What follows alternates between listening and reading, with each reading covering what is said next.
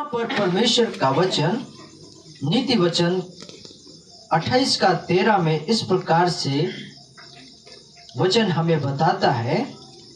और ये सुलेमान का जो वचन है, जो अपने अपराध छिपा रखता है उसका कार्य सुफल नहीं होता है, सफल नहीं होता है। हालेलुया।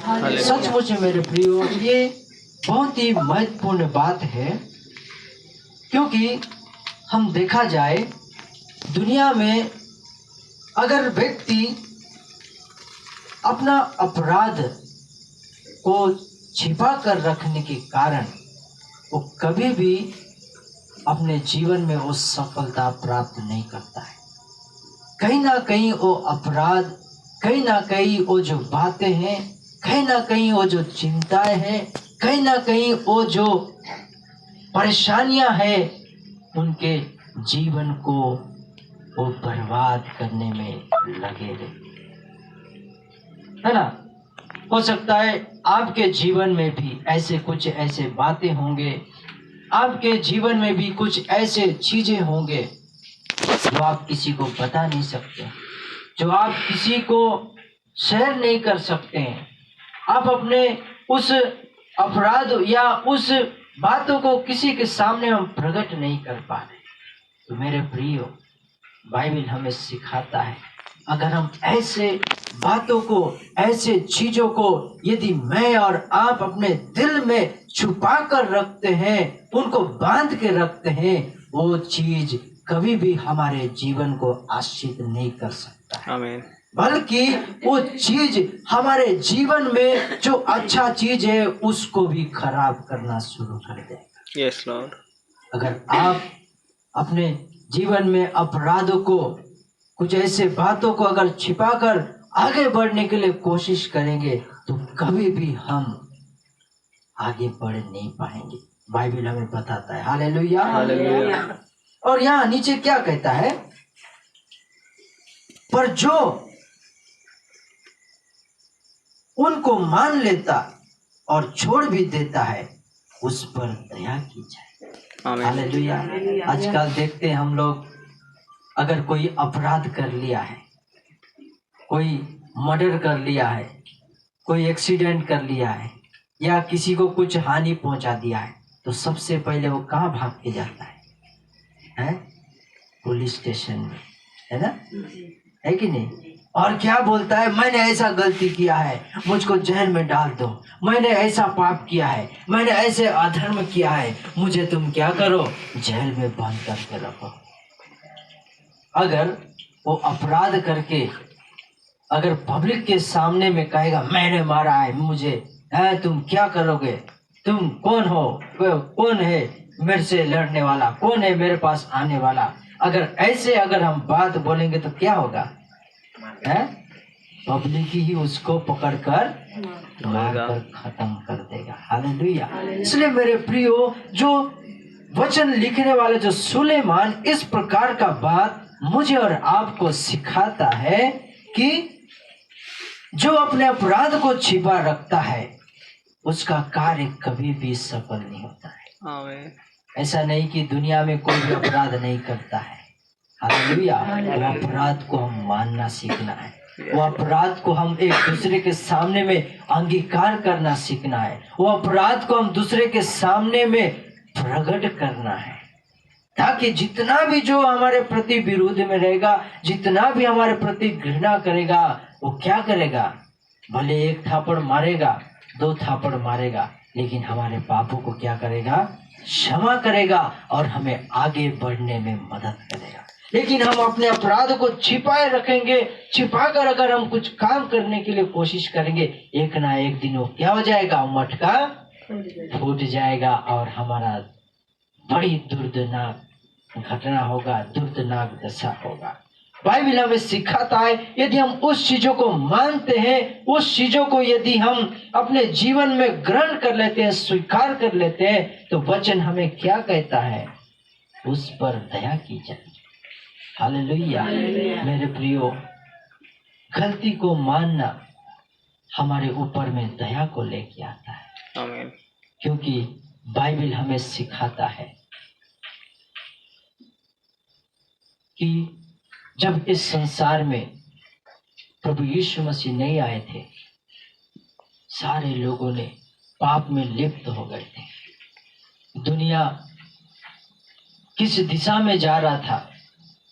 लोग अपने परिवार के साथ झगड़ा कर रहे थे, अपने लोगों के बीच में ही गलत काम हो रहे थे, अपने ही जगह में इन लोग बहुत प्रकार का दुश्मनी हो रहा था।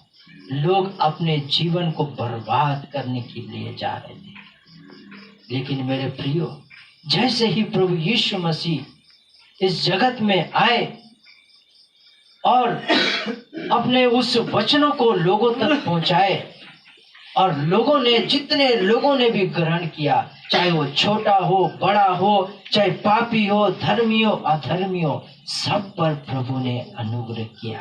और उस दलदल के कीचड़ से, उस दलदल के पाप से, उस दलदल के बीमारी से, उस दलदल के अकेलापन से, उस दलदल के उस रोग से प्रभु ने उनको आजाद किया। अगर आज इंसान अपने गलती को नहीं मानता, प्रभु यीशु मसीह को ग्रहण नहीं करता, काफी लोग किस दशा में, किस मुसीबत में पड़े हुए होते हैं और अपने जीवन को नाश कर दिए होते हैं। हालेलुया। उसी प्रकार मुझे एक कहानी याद आता है जक्कई के विषय में। जक्कई भी एक चुंगी लेने वाला व्यक्ति था। हम लूका 19 अध्याय में उनको देखने से हम जान पाएंगे। लूका 19 में वहां जक्कई नाम का एक चुंगी लेने वाला व्यक्ति था। वो पापी था, जितना लोगों से लेना था उससे ज्यादा वो लोगों से छीन लिया करता था। जितना उसका अधिकार था उस अधिकार से ज्यादा, अगर उसको 10 रुपया लेने का होता था, वो क्या करता था पता है? 20 रुपया ले लेता था, 30 रुपया ले लेता था, 40 रुपया ले लेता था। लोग इससे बहुत ही परेशान थे। अगर जक्कई इस रास्ता में खड़ा है तो लोग क्या करते थे पता है? दूसरा रास्ता से चले जाते थे। इतना लोगों को परेशान किया करता था, इतना लोगों को तकलीफ दिया करता था मेरे प्रियो। लेकिन ऐसा एक दिन आया जब प्रभु यीशु मसीह जक्कई के जगह से होकर गुजर रहा था।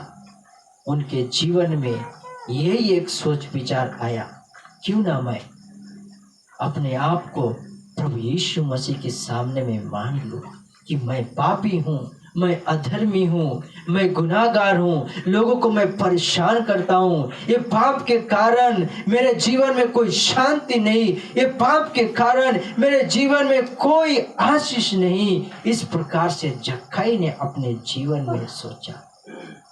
मेरे प्रियो, वो आप और मैं भी हो सकते हैं। हो सकता है आज हम अपने गलती को कहीं ना कहीं छिपा के रखते होंगे।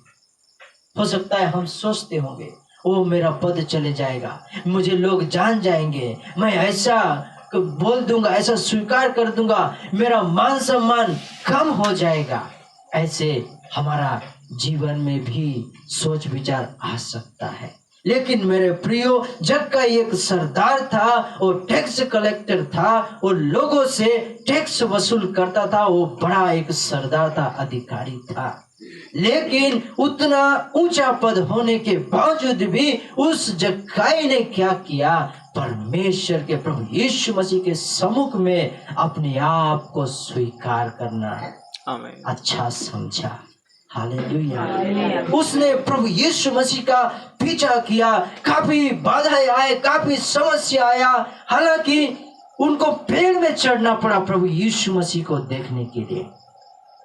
इतना तकलीफ उठाने के बाद उसने प्रभु को अपने घर में ले जाया और जैसे ही प्रभु यीशु मसीह उनके घर में प्रवेश करते हैं तो जक्कई को एक अच्छा अवसर मिलता है कि मैं क्यों ना मैं अपने पापों को, मेरे अपराधों को, मेरे जो कुछ भी गलती किया है, जो कुछ भी मैंने दूसरों को परेशान किया है, जो कुछ भी मैंने लोगों से लूट लिया है, जो कुछ भी मैंने पाप किया है, उन सारे चीजों को मैं मान लूंगा। एक अच्छा अवसर पाकर जक्कई क्या करता है पता है? प्रभु यीशु मसीह के सम्मुख में खड़ा होता है और कहता है, प्रभु आज मैं जो कुछ भी अन्याय से लिया है, जो कुछ भी मैंने अन्याय करके लोगों से ले लिया है, छीन लिया है, उसका 4 गुना मैं वापस करता हूँ। जक्कई ने स्वीकार किया, मेरे प्रियो, मैंने लोगों से अन्याय करके धन कमाया है, मैंने लोगों को अन्याय करके मेरा घर को बनाया है, मैंने लोगों को लूटकर मैंने अच्छा अच्छा कपड़ा पहना है, अच्छा अच्छा भोजन खाया है, अच्छा अच्छा सब कुछ किया है करके उसने स्वीकार करता है।